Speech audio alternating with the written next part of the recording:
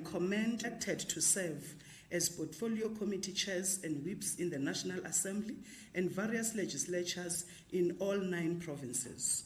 The NEC also welcomes with pride congratulates Justice Mandela Sports for the appointment at the apex court of our country, the Constitutional Court, as the Chief Justice of South Africa. History truly beckoned, and we are very pleased to witness the appointment of Justice Maya as the black woman to be appointed as Chief Justice of the Constitutional Court. Justice Maya is no stranger to such a stellar achievement, having been the first black woman to serve in the Supreme Court of Appeal, as well as the court's first woman deputy president and the first woman president. Although the ANC-led government has had some shortcomings and challenges, both internally and due to external influences as well, it has never abandoned its fundamental responsibility as a liberation movement to advance social transformation and address the socio-economic challenges faced by our people. Our country continues to be plagued by appalling statistics of unemployment and horrifying incidents of domestic violence suffered by women and children, usually at the hands of the male counterparts. The NEC reflected on the many cases of gender-based violence and femicide, and cases of women and girls going missing. One of the notable cases is of a 31-year-old man in Philippi, Cape Town, who mercilessly killed his mother. This incident is part of a disturbing trend of violence against women across the country, and illustrated that GBVF knows no biological relations, and therefore no woman is safe even from their own children. These horrendous episodes of violence against women are not only an attack on women, but also on our democracy, corroding the moral and the social fabric of our non-sexist and non-racial society. Therefore, as the ANC Women's League, we persistently call for expediting of the implementation of the legislated National Council on Gender-Based Violence and Femicide legislation in order for it to swiftly coordinate efforts to end the scourge. The NEC meeting also received a presentation from the ANC on the GNU, which is the Government of National Unity Framework, which delved into further details on how government of the 7th administration would work and the impact that would have on the cause the ANC has set out for the Liberation Project and the NDR since the first democratic election 30 years ago.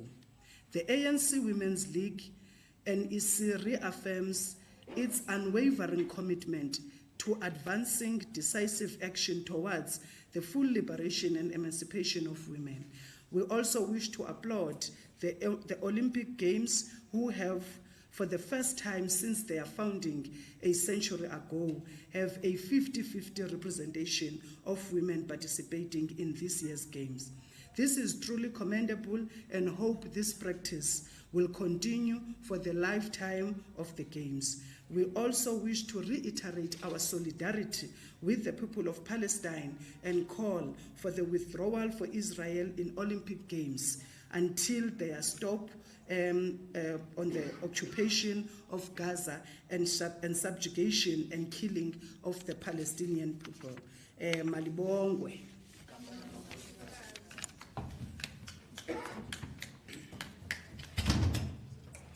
Thank you, SG. Now we'll allow for some questions. Okay, yes, go for it. Please introduce yourself when you ask the question.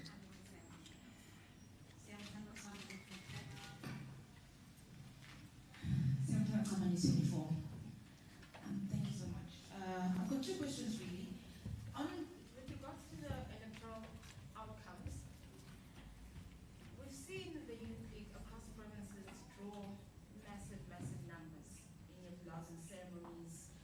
We know that you can draw a lot of women and other people to your events.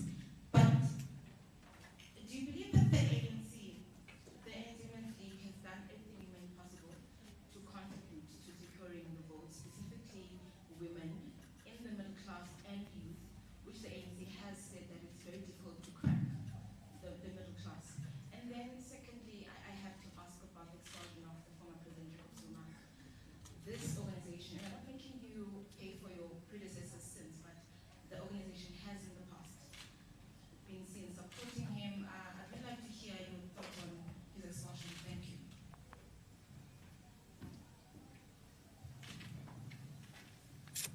Any other questions? Yeah.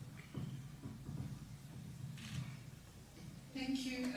It's Natasha Puri here from SABC News. I think Siamtenda covered most of my questions.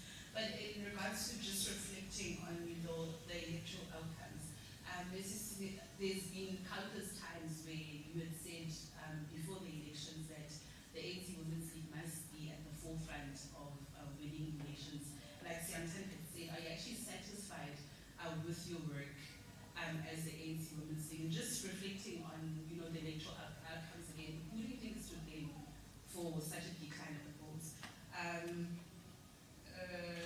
Okay, on the female representation in the GNU, just not clear. The last time I spoke to you at the inauguration, we had lamented the fact that there are only 2 female premiers. You look at the composition now of how many women ministers there are. 14 women out of 32.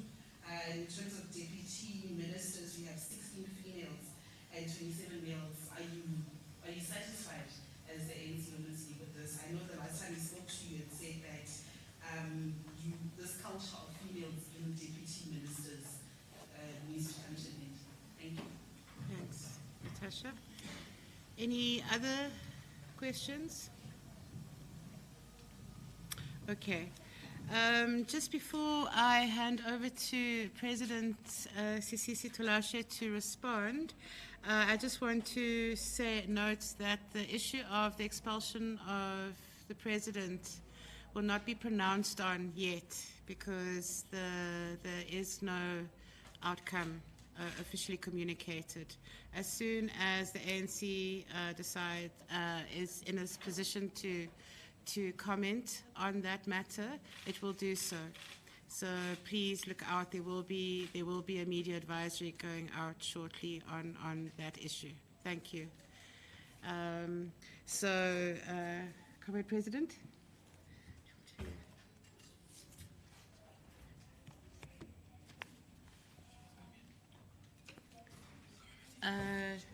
Oh, you need to come here, Comrade President. Sorry.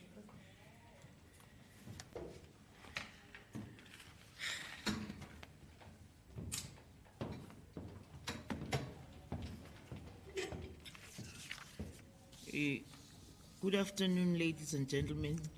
Good afternoon, comrades.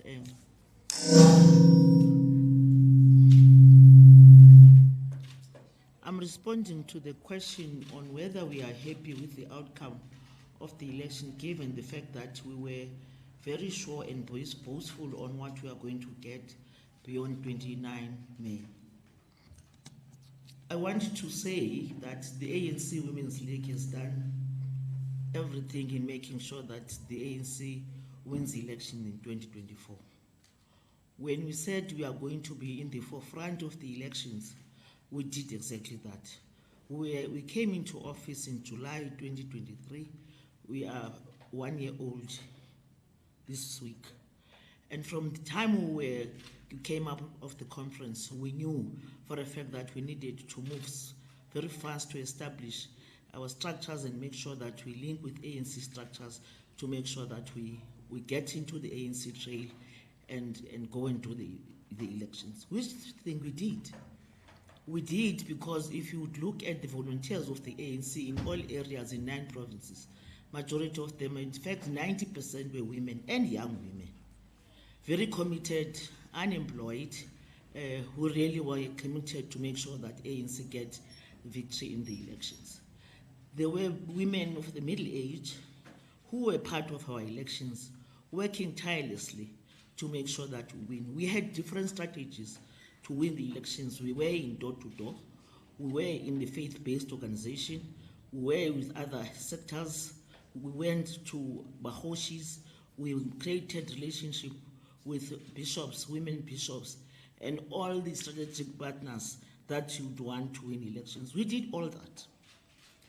Yes, with middle class it has not been so easy because it's people that you can't find during the day in their houses, but also in your meetings or general meetings.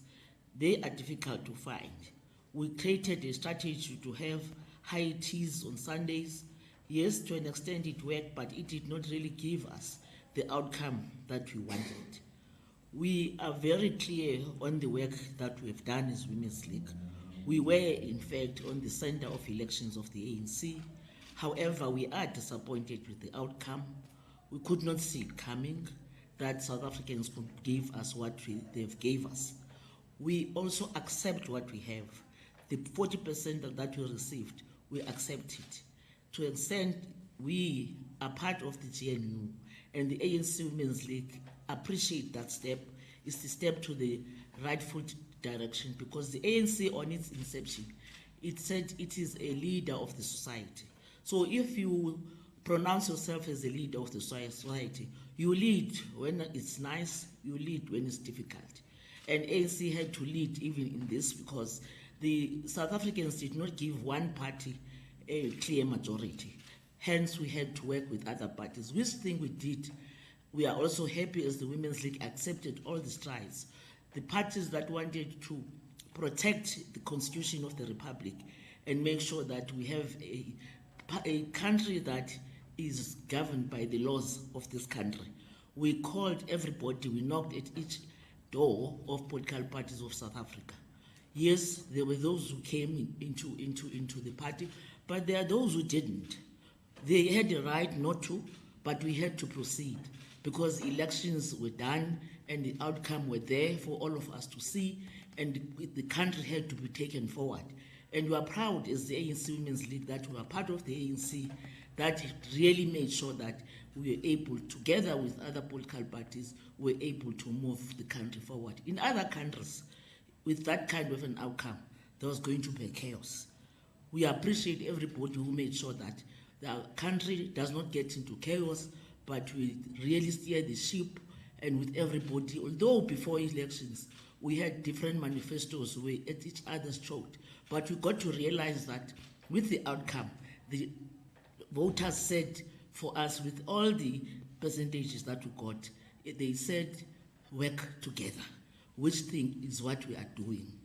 On the issue of the number of women represented in the executive, remember, the ANC is the only organization that respects and implements that. It's coming a long way because in its inception, it defined itself as a non-sexist organization. With all its difficulties, it carried through that decision to an extent during Codesa time, if I can just fast forward. Women were not there, but they made their way in Codesa. By the time negotiations were concluded, women were represented. Getting to Parliament, the first set of leadership that went to Parliament, women in particular, they find even there were no women toilets. They made sure that there were. A lot of transformation that has been created by our women. Today, sitting in the GNU, parties that we are working with, some did not bring not even one woman. Some will bring 1 out of 4 or 5 males, which is beyond our control. We insisted that they must do it. Some did it to a very limited extent. Some couldn't, because some of those parties, you will see their representation in Parliament is almost 1. Those who had 2 or 3 would try, but unfortunately, patriarchal tendencies are still rife in South Africa and in political parties. So we have tried. Ours that we have deployed were satisfied with the number. Yes, we are not else almost there at 50%, but strategic departments are held by women. Education, the entire education, from ECD to the higher education, They are held by women. Army and everything that talks to that is held by a woman. So we are very happy that we are in charge of this country, and we are very, very committed into making sure that we succeed. We hear our cry of our people, the strategic partners that we have. Together, we are going to work to change people's lives. In the center of that, for us as the ANC Women's League, is to make sure that our women get better and better services. Which other question I did not respond? I think I've given the answers. Thanks. Thank you very much. Thanks. We'll get there. Yes.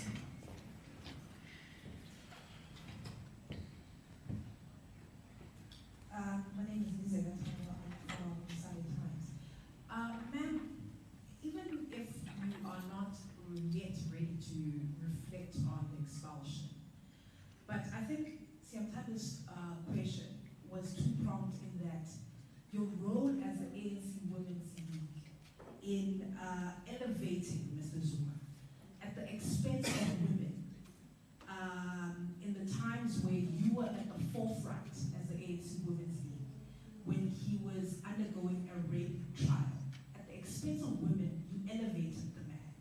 Now, our question is, what is your reflection on this, the ANC Women's League, when you're assessing your own role in his elevation? Zandile Gumede, I remember an article by Maiden Guardian during the campaign where you said that you were excited that Zandile Gumede was part of the campaign. Now that seems to be a slap on the transformation or the renewal agenda. What is your reflection on this? Given that we as South Africans were looking to the ANC to renew itself in the face of state capture and the face of corruption, and yet the ANC Women's League were brave enough and bold enough to take one of their own who has been implicated and still charged to be at the forefront of campaigning in integrity. Your reflections on the government of national unity, was this discussed at length in terms of what the ground forces of the ANC have been saying?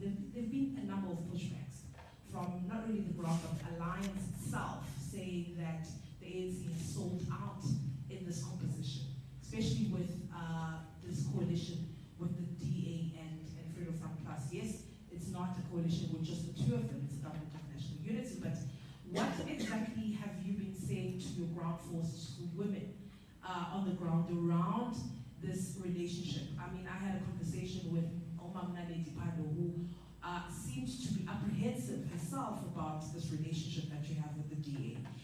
And also, when you talk about women being in the education portfolios, what other strategic portfolios were you aiming for in this GNU, and was this realized? Thank you. Okay, can I bring the SG to address those two questions? Thank you. Comrade Nkutula. Thank you very much, Comrade Martina, and also welcoming the questions. Let me start with the last question on the comfort, if I may put it that way, from the end product of the election, the GNU formation, in terms of the women representation. Indeed, as you were using our discussion as a point of reference previously, we maintain our view that whilst we have tried hard to plead with all other parties through the delegation that was appointed by the ANC, which we supported to lead the process of negotiations with other parties. Indeed, we had no powers, none whatsoever, to dictate to other parties that were or that are in partnership with the ANC in the GNU to give us a 50-50 kind of an approach in terms of the representation. Also, the policies that we have as the ANC, as the Liberation Party, understanding our role as the leader of the society, they not apply the same to other parties, because they have their own ideology and the understanding on how we should prioritize issues of women in leadership and deploy it into strategic position. We have tried. We even went all out to media houses, exploiting any opportunity that was possible for us to influence the process. We have made a commitment that indeed, as per the norm and the practice in the ANC, we do get an opportunity to engage the leadership as well as the president of the state, who is the president of the ANC. And that was afforded to the Women's League.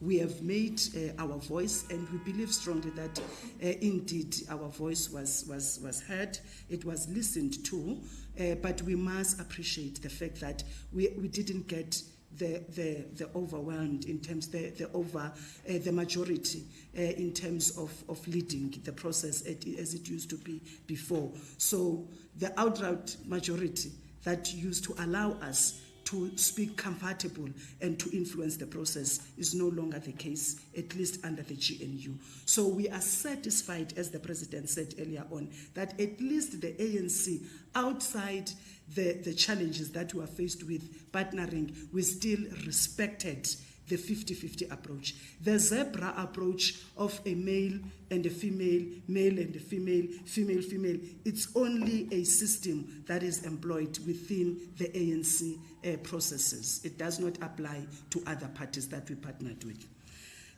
So it doesn't take away the second part of your question. The fact that there are provinces from our discussion previously that did not adhere to the 60-40 principle of the ANC, where a male in a province, in the formation of the executive, where there's a male premier, we expect to have more women in that establishment.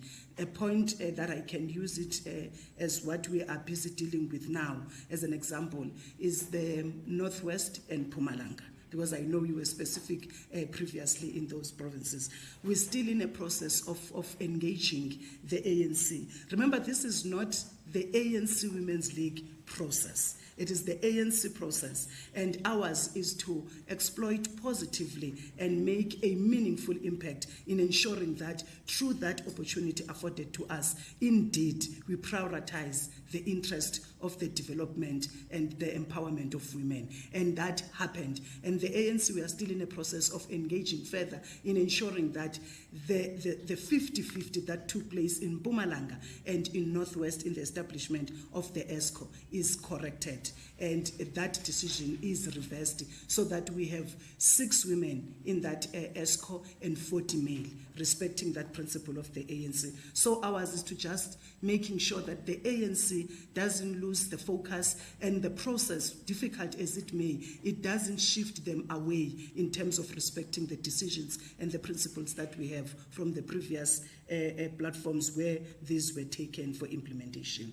So the last part, before I hand over to the president, is on the whether we are happy and comfortable or apologetic from the contributions that we have made during the time where Utatu Zuma was charged on a rape case, if I may put it that way. Truth be told, yes, indeed, the participations, they took place at the time from the ANC and within its leagues. And I think in the main, repeatedly, the ANC, at the time, it was Ukomri Tugwede, who is the chairperson now, who was the SG of the ANC, continuously respond on this question, that the ANC has a duty to protect the offices, whether you are a president or the SG. But that does not make anyone to be above the law of this country. As a result, the ANC itself it has its own processes in terms of the disciplinary committee, where if a comrade is found to be involved in any form of an activity that is not appreciated within the ranks of the organization, that comrade, ourselves, we are subjected to the very same DC. And I think I would appeal to this House that we rather allow that process to proceed to the latter, and when the decision has been taken and the ANC made its own ruling on the matter of on the issue of Comrade Uzandile Gumede, when the ANC finalized that process, it will pronounce itself, and as the Women's League, only then that we will be able to comment on the matter about the standing in terms of Comrade Uzandile,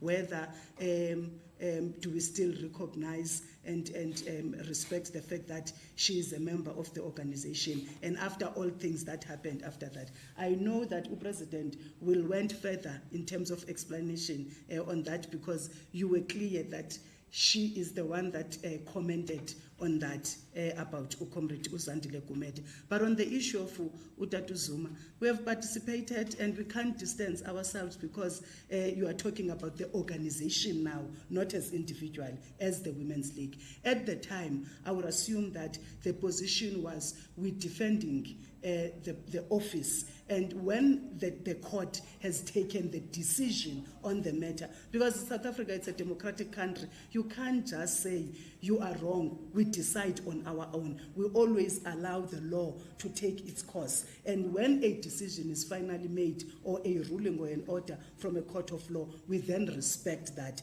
But you're still subjected to those internal processes of EDC, whether you will be proven guilty or not, and ours is to respond to that at a later stage. But the offices, irrespective of who hold that position, we have a duty to defend and protect that office, not an individual at the expense of our own principles and the judiciary systems of the country. Thank you very much.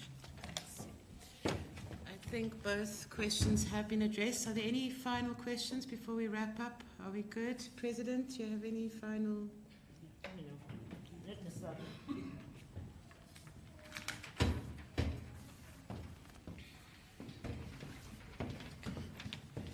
Thank you very much, comrades. Just as an addition, that yes, there are more than 1 or 2 departments that are being held by women in the GNU cabinet. We are holding strategic department. Sisisi Tolashe is the Minister of Social Development, which therefore talks volumes to the lives of the poor and children and the elder of this country. The government in the constitution dictates on what should be done, protect and make sure that they are looked after. We are holding that position. Again, the human settlement, the minister of the ANC is holding that position to make sure that there shall be houses as according to the 1955 Freedom Charter. The transport, which we know for a fact that in South Africa these days with the high unemployment, you must be on the road, either to go to work or to find something to do. So the transport department is held by a woman who must just make sure that she provides everything that talks and logistics that talks to transport, so that our women, even those who start their own business or thinking, can be able to access roads. And small businesses, our women are selling amagunya and all those things.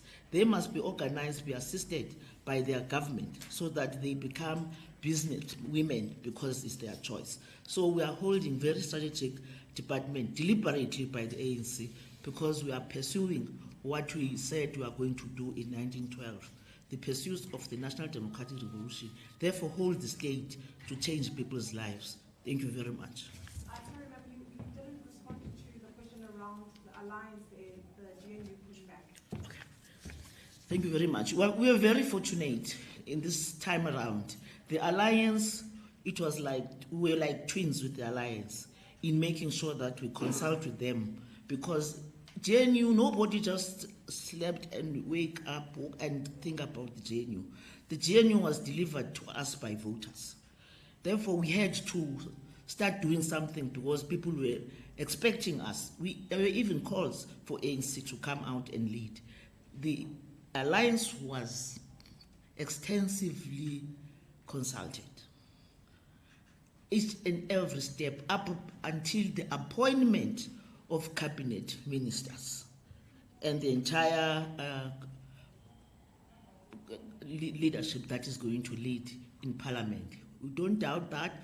To an extent, as the leagues will say, you prioritize alliance more than us. But the fact of the matter is we are the leagues of the ANC. The ANC is in partnership with COSATU and Communist Party. They were fairly consulted. I guess they might have their own issues. The only problem is when you go out from the known and accepted arrangements of talking between each other, when you go and for media houses to go and pronounce, then that becomes a problem, because there are accepted and known procedures of interaction with the alliance, starting from the alliance secretariat, where all of those sit in one meeting and plan for bigger meetings that talks to everyone else. That was done. We got a good report. We are happy that the process was followed in its totality. About Zandile. Zandile was brought in. There's one ANC in South Africa. There are 9 provinces. Zandile resides in KZN. The KZN leadership said, discuss, knowing everything else, consider and agree that let Zandile come and mobilize for ANC to get vote towards the 29th of May. That was a collective decision that needs to be respected. That's how our organization works. So I supported that decision because I know her capabilities, that when she takes that kind of work with her eyes closed, she can be a very good organizer and volunteer of the ANC. Thank you very much. Okay, thanks, colleagues of the media, for your questions and for coming. I'd like to indicate that there will be a media briefing in very shortly on the matter that you've all been asking about, the NDC outcomes of the former president.